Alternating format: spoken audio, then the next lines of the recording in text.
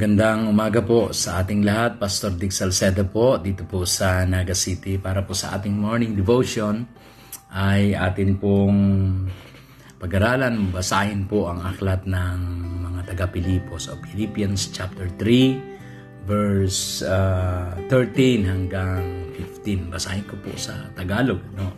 Sabi rito mga kapatid, hindi ko pa inaaring inabot. Datapwat isang bagay ang ginagawa ko na nililimot ang mga bagay na nasa likuran at tinutungo ang mga bagay na hinaharap. Nagtutumulin ako sa hangganan sa gantimpala ng dakilang pagtawag ng Diyos na kay Kristo Jesus. 15, kaya nga kung ilan tayong mga sakdal ay mag-isip ng gayon at kung sa anumay na nagkakaiba kayo ng iniisip ay ipahayag naman ito sa inyo ng Diyos. Tayo po ay manalangin. Maraming Diyos na banal, maraming salamat po sa oras po ito. Pangunahan niyo po kami. Ang banal na Espiritu po ay patuloy na magturo sa amin, magpaunawa sa amin.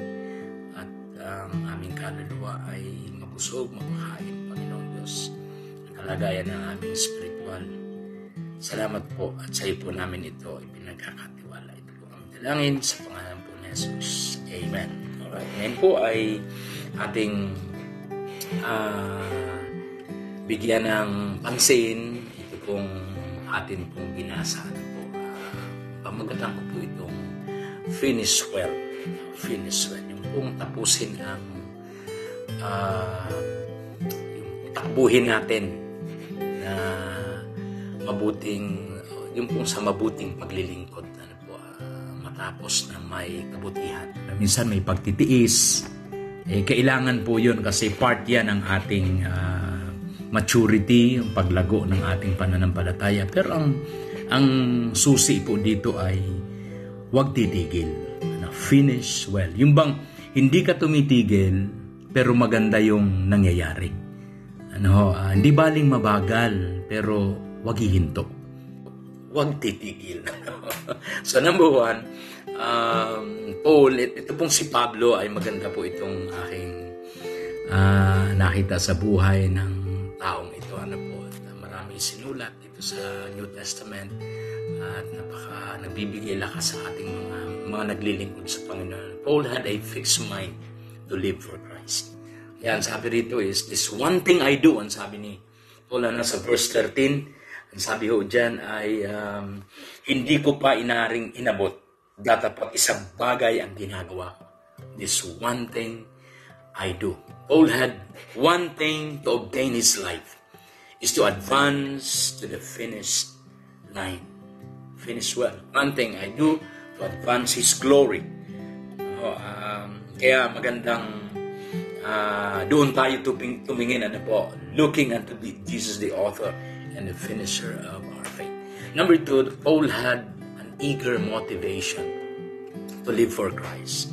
To finish well, sabi nga dito sa Timothy 2:4 and chapter 4 verse 7, I have fought a good fight, I have finished my course, I have kept the faith. So I press toward the mark, sa verse 15, for the prize of the high calling of God in Christ Jesus.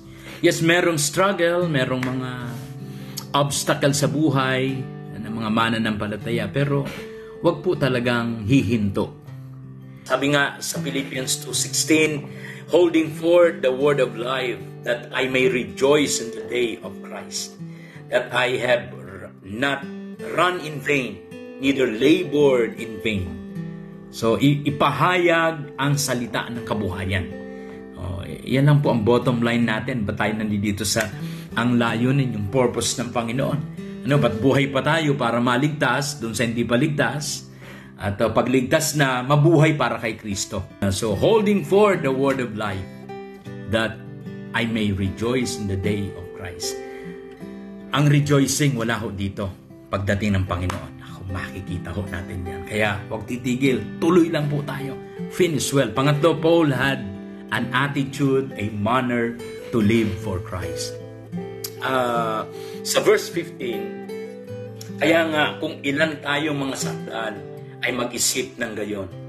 At kung sa anumay nangagkakaiba kayo ng iniisip, ay ipahahayag naman ito sa inyo ng Diyos. Lamang ay magsilakad tayo ayon sa gayon ding ayos na ating inabot na. Mga kapatid, kayo'y mga kaisang tumulad sa akin. At tandaan ninyo, ang mga nagsisilakad ng gayon, ayon sa halimbawang nakita ninyo sa akin. Mahalaga po sa Panginoon ang attitude, the manner, yung pamumuhay natin. Napakaganda po niya, napakahalaga po niyan sa Diyos. Kaya po, pag nakakilala sa Panginoon, naglilingkod, ay dapat maayos din po ang ating mga pag-uugali. Ang sabi nga sa Philippians 2:15, that ye may be blameless and harmless, the sons of God, without rebuke in the midst of a crooked and perverse nation, among whom ye shine as light in the world. Yan. Ako, napakaganda ng talatang ito, no? Shine as light in the world. Makita yung liwanag. Tumatakbo tayo, naglilingkod tayo, na nagliliwanag tayo. Hindi naglilingkod na madilim, nasa liwanag talaga. At kailangan ditong blameless and harmless, the sons of God without rebuke. Yung hindi napupuna yung kamalian.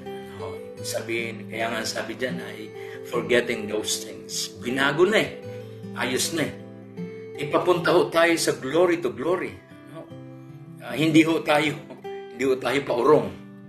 Kaya mga kapatid, magpatuloy lang po tayo. Tapusin natin ito ng merong kabutihan. Finish well. Mahalaga po ito sa atin. Mahalaga po rin po ito para sa Diyos.